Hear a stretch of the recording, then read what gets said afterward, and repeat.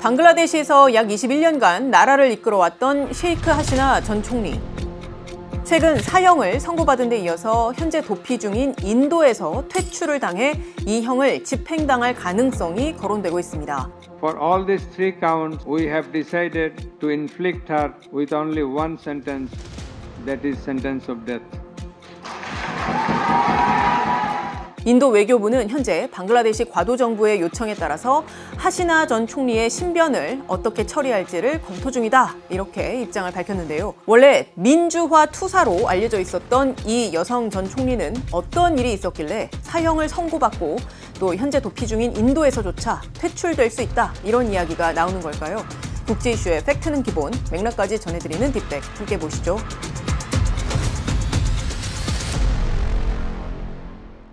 먼저 이 인물이 누군지부터 말씀을 드리겠습니다. 셰이크 하시나 전 총리는 한때 방글라데시 민주화 운동의 상징이었습니다. 그의 아버지는 방글라데시 초대 대통령이자 독립운동가인 셰이크 무지부르 라흐만인데요. 방글라데시의 독립을 이끈 건국 아버지로도 불린 사람입니다.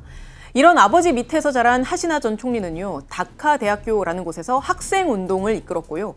그러다 1975년 군부 쿠데타로 인해서 라흐만 전 대통령과 가족들이 군에 의해서 처형을 당했습니다. 그러니까 하시나 전 총리의 아버지와 가족들을 군에 의해서 잃게 된 것인데요. 당시 하시나 전 총리는 동생과 함께 독일에서 유학 중이라서 위험을 피했는데 이후 방글라데시로 돌아와서 반군부 민주화 투쟁을 이어갔습니다. 특히 수차례 투옥과 가택연금을 당하면서도 계속해서 민주화 투쟁을 이어왔기 때문에 하시나 전 총리는 민주화의 상징으로 떠오르게 되었습니다. 그는 자신의 정치적 라이벌인 칼레다 지아 전 총리와 함께 손을 잡고 민중 봉기를 주도해서 1990년 군부 통치자인 전 대통령 후사인 모하마드 에르샤드를 끌어내리기도 했습니다.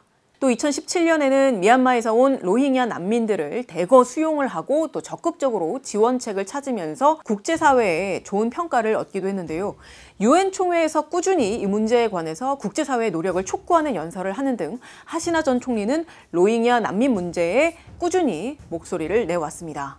다만 국제인권단체인 휴먼라이츠 워치의 보고서에 따르면 방글라데시 당국은 난민 캠프에 있는 로힝야 난민들을 무장단체와 범죄 조직의 폭력으로부터 제대로 보호하지 않았다는 비판을 받았습니다. 또 방글라데시 당국은 로힝야 지도자들에게 정보원 역할을 하도록 강요해왔으며 이로 인해 그들은 보호를 받지 못한 채 납치가 되거나 살해될 심각한 위기에 처하게 되었다, 이런 지적도 나왔습니다. 비교적 초반에는 좋은 인상을 주는 듯했던 하시나 전 총리가 점차 민심을 차츰 잃어왔습니다. 결정적 계기 중 하나가 바로 지난해에 발생을 했는데요. 반정부 시위가 있었는데 이걸 무력 탄압을 했습니다. 지난해 6월 하시나 전 총리가 독립전쟁 참전 유공자의 후손들에게 공직의 30%를 할당하는 정책을 다시 도입하겠다, 이렇게 결정을 했는데요. 대학생들이 이에 반대하면서 시위를 벌였습니다. 그런데 경찰이 강경 진압으로 대응을 했고 그 사이 시위는 전국적인 대규모 반정부 시위로 확산이 됐습니다. 특히 지난해 7월 16일 경찰의 발포로 한 대학생이 사망을 했는데요. 그 대학생이 경찰 앞에서 양팔을 벌리고 서 있었던 모습이 담긴 사진과 영상이 소셜미디어를 타고 확산이 되면서 이에 분노한 시민들의 목소리가 더 커졌습니다. 그러다 보니까 방글라데시 전국의 대학교에는 무기한 휴교령이 내려졌고요. 이후 정부가 전국의 인터넷과 통신망을 차단을 하고 철도 운영까지 중단을 합니다. 그리고 군대를 동원해서 통행 금지령을 내리는 등 방글라데시 전역에 봉쇄를 본격화했습니다.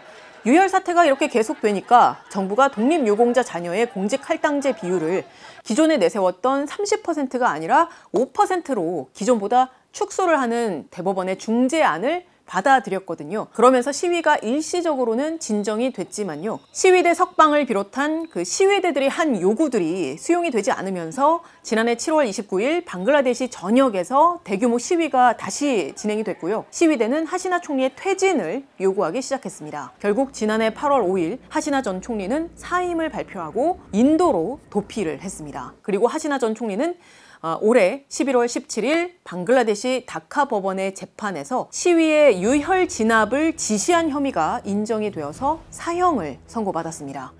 재판부는 하시나 전 총리의 살해 지시 그리고 유혈 진압 조장, 그리고 잔혹행위 방치 등 3가지의 혐의가 유죄로 판명이 됐다라고 하면서 사형을 선고했는데요.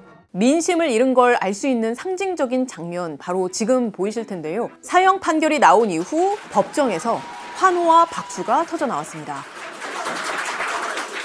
판결 직후 전국 각지에서 사형 선고를 환영하는 시민들의 행진이 이어졌고요. 일부 단체는 수도 다카의 도심에서 하시나 전 총리의 사형 집행 장면을 보여주는 듯한 퍼포먼스를 벌이기도 했습니다. 참고로 현재 방글라데시는 하시나 전 총리의 퇴진 후에 들어선 과도 정부가 통치하고 있는 상황인데요.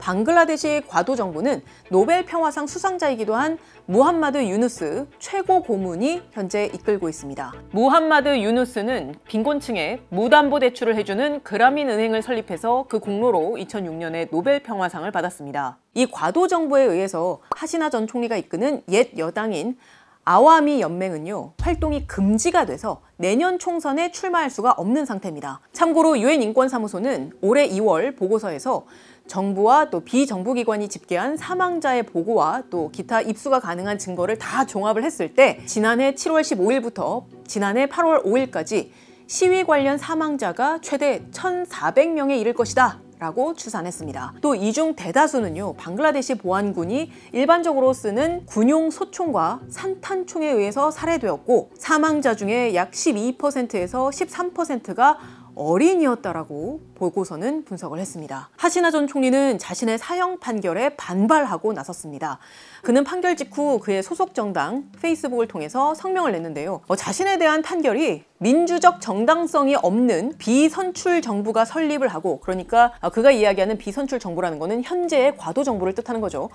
그리고 그 비선출 정부가 주재하는 조작된 재판소에서 내려진 것이다 라고 하면서요, 이 판결이 편향됐고 또 정치적 동기에 따른 것이다 라고 주장했습니다.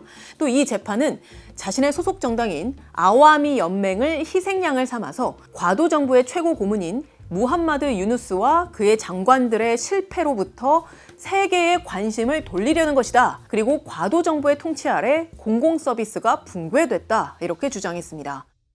India has always been a good friend, and in the crisis, India has essentially saved my mother's life. I think they know very well how to handle this extradition request. I don't think the Indian government is going to respond to such an illegal request. 유엔 인권사무소는 하시나 전 총리에 대한 판결을 두고 희생자들에게 중요한 순간이라고 말을 하면서도 어떤 상황에서도 사형에는 반대한다, 이러한 입장을 밝혔습니다. The handing down of verdicts today by the International Crimes Tribunal against Bangladesh Prime Minister Sheikh Hasina is an important moment for the victims of grave human rights violations committed during the suppression of protests last year. We also regret the imposition of the death penalty, which we oppose in all circumstances. 그렇다면 방글라데시 국민들이 이 시위를 일으킨 근본적인 원인은 무엇이고 또 이 외에 예전부터 쌓아왔던 분노, 불만은 무엇이었을까요? 우선 이 시위의 근본적인 원인을 말씀드리겠습니다. 앞서 하시나 전 총리가 독립유공자 자녀 공무원 할당제라는 것을 추진했다고 제가 말씀을 드렸는데요. 이 조치는 1971년 방글라데시 독립전쟁 참가자들의 자녀들에게 공직의 최대 30%를 할당하는 정책입니다. 예전부터 이어져 온 정책인데요. 공무원 채용 제도의 개혁을 요구를 했던 대규모 대학생 반대 시위로 인해서 해당 정책이 폐지가 됐거든요. 독립전쟁 참가자 자녀에게 공직의 30%를 할당하고 또 여성과 특수지역 출신에게 각각 10%, 그리고 소수민족과 장애인에게 총 6%를 할당하는 방식이었습니다. 그런데 이후에 독립전쟁 유공자들이 할당제를 복원해달라고 청원을 하니까 법원은 2024년 6월 정책 폐지 결정을 무효로 했습니다. 이 때문에 사람들이 다시 할당제에 대해서 반발을 하게 된 건데요. 국제노동기구가 올해 발표한 자료에 따르면요, 방글라데시의 청년 실업률은 16.8%입니다. 이런 높은 실업률도 당연히 문제이지만요, AP통신에 따르면 방글라데시에서는 일부 민간 부문에서 일자리 기회가 증가했음에도 불구하고 많은 사람들이 더 안정적이고 수익성이 높다고 여겨지는 정부의 일자리를 선호한다고 합니다. 하지만 이에 비해서 공무원 수는 충분하지가 않은데요. 매년 약 40만 명의 졸업생이 약 3,000개의 공직을 위해서 경쟁을 하고 있습니다. 이런 배경 때문에 학생들 사이에서 시위가 더 확산이 된 걸로 보입니다. 그렇다고 해서 이 할당제만 이 시위의 배경이냐? 그건 아닙니다. 하시나 전 총리의 집권 기간 방글라데시가 경제 성장을 이루어오긴 했지만요. 그 내부를 들여다보면 여러 문제가 존재합니다. 하시나 전 총리의 재집권 이후 코로나19 확산 전까지 방글라데시 경제는 지속적으로 5에서 7%의 연평균 성장률을 보여왔습니다. 특히 그 성장의 중심에는 섬유 산업이 있었습니다. 방글라데시 섬유 산업은 연간 470억 달러 정도를 창출하며 이는 전체 수출 수익의 82%에 해당하는데요. 이러한 경제 성장 이면에 있는 여러 문제 중 하나는 바로 부의 양극화 문제입니다. 하시나 정권은 부자 감세와 서민 증세, 법인세 인하를 추진해왔습니다. 방글라데시의 재산세 공제 구간은 기존 3억 타카, 우리 돈 약 33억 원에서 4억 타카, 약 44억 원으로 높아졌고요. 재산이 4억 타카가 넘더라도 1년간 소득이 없었다면 세금을 내지 않도록 했습니다. 참고로 이런 조치들은 코로나19 확산으로 전체 인구의 10%에 가까운 1,640만 명이 순식간에 빈곤층으로 전락한 이후에 나온 조치들이기 때문에 안 그래도 배분 없는 성장만 외쳐왔는데 이렇게 양극화를 더 가속화해도 되는 것이냐, 이런 취지의 비판이 제기가 됐습니다. 또 인권 문제, 특히 여성과 아동의 인권, 노동 문제도 심각하다는 지적이 나옵니다. 가령 방글라데시 여성 인권과 관련해서도 권위주의적인 정부가 겉으로는 여성 지위 향상을 목적으로 한 국제 원조를 받으면서 반대쪽으로는 정권 유지를 위해서 이슬람 극단주의자들의 지지를 이용해 여성의 역량 강화를 방해한다는 연구가 오래전부터 나오는가 하면요. 최근에는 여성 노동자들의 열악한 노동 실태에 대한 질적 연구 등 다양한 연구들이 나오고 있습니다. 최근 방글라데시의 아동 노동 규제를 연구한 한 논문에서는요. 방글라데시와 한국의 노동시간, 임금 등을 비교했을 때 방글라데시의 미성년자는 계약 시간을 초과해서 더 많이 일하며 적절한 초과 노동 임금을 받지 못할 뿐만 아니라 위험에도 더 자주 노출될 수 있는 구조적 문제가 크다, 이렇게 비판했습니다. 하시나 전 총리의 독재 역시 시위 촉발의 원인이 되었습니다. 1996년 선거에서 승리했다가 2001년에 패하고 다시 2009년부터 총리를 맡아서 오랜 기간 집권을 했던 하시나 전 총리는요. 독재로 인해서 민주주의를 저해했다라는 평가를 받아왔습니다. 방글라데시 정부는 2022년에는 폭동, 선동 혐의로 야당 사무총장 등 지도부 2명을 체포했고요. 2023년에는 총선을 앞두고 같은 야당 방글라데시 민족주의당이 20년 넘게 발행을 하던 다이니크 딘칼이라는 신문을 폐간을 하기도 했습니다. 또 인플레이션을 지적하는 기사를 쓴 신문 기자를 체포하는 일도 벌어지는 등 권위주의적인 통치로 계속해서 지적을 받아왔는데요. 그리고 방글라데시에는 1991년에 처음으로 중립내각이 구성이 되었지만 하시나 전 총리가 2011년에 앞으로는 이 중립내각을 구성할 수가 없도록 관련 조항을 폐지를 했습니다. 중립내각이라는 건 쉽게 말씀드리면 비정치인으로 구성이 되는 중립내각이 90일 동안 총선을 관리하는 겁니다.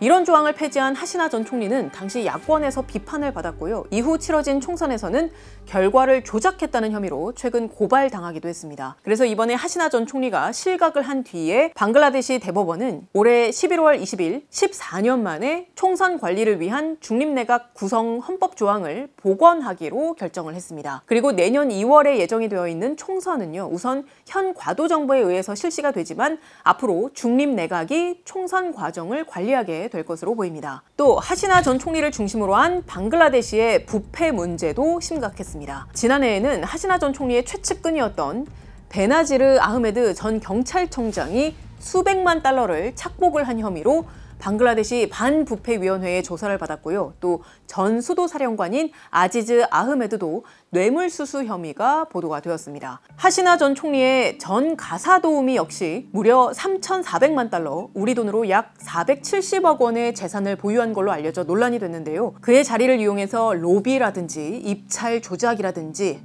뇌물수수 이런 것들에 관여한 거 아니냐, 이러한 의혹을 받았습니다. 또 지난 1월에는요. 하시나 전 총리를 비롯해서 그의 자녀들과 여동생 등 일가족이 수도 다카 교회에 대규모 노른자위 땅을 불법적으로 나눠 가진 혐의로 고발이 됐습니다. 이렇게 방글라데시 사회와 정치권에서 여러 문제들 그리고 여러 불만들이 겹겹이 쌓여왔던 것이 결국 반정부 시위로 분출이 됐고요. 그 시위에서 분출이 된 정확한 민심을 제대로 읽지를 못하고 혹은 그 민심을 부정을 하고 무시를 한 결과가 이번 하시나 전 총리의 사형 선고로 이어진 겁니다. 사실 방글라데시는 유엔 산하 경제사회이사회가 3년마다 갱신하는 최빈국 리스트에서 내년이면 빠질 예정이었습니다. 하지만 방글라데시 국민들은 봉기를 일으켜서 하시나 정권을 밀어냈습니다. 여기엔 앞서 말씀드린 것처럼 다양한 이유가 있습니다만 결국 하시나 정권이 낙수 효과를 기대하면서 취했던 부자 감세와 법인세 인하 그리고 서민 증세가 분배 없는 성장만을 외친 결과를 만들었고 결국 양극화만 부추기는 역효과를 냈다는 점도 중요한 이유였습니다. 그리고 하시나 전 총리는 학생운동가로 시작을 했던 민주화의 상징이었던 지도자에서 결국 독재 장기 집권의 끝에서 사형 선고를 받은 국가의 수치로 전락을 했습니다. 우리가 다시 확인한 건 민주주의라는 것은 결코 스스로 굴러가지 않는다는 것, 지속적으로 관리가 되고 감시를 받아야 유지가 되는 시스템이라는 점입니다. 그리고 권력은 어떻게 견제되어야 하는가, 그리고 무고한 시민들의 희생은 어떻게 끝낼 수 있는가. 이 질문은 지금 이 순간에도 세계 곳곳에서 반복되고 있습니다. 저는 오늘 이 질문을 기억하면서 마무리하겠습니다. 여기까지가 저희가 오늘 준비한 내용입니다. 지난번 편에서도 따뜻한 응원과 또 다양한 의견을 남겨주신 분들 많으셨는데요. 진심으로 감사드립니다. 앞으로도 저희가 어떤 콘텐츠를 다뤘으면 좋겠는지 의견 남겨주시면요. 더 나은 콘텐츠를 제작하는 데 큰 도움이 되니까요. 의견 남겨주시면 감사하겠습니다. 시청해주셔서 고맙습니다. 지금까지 딥백의 김혜영이었습니다.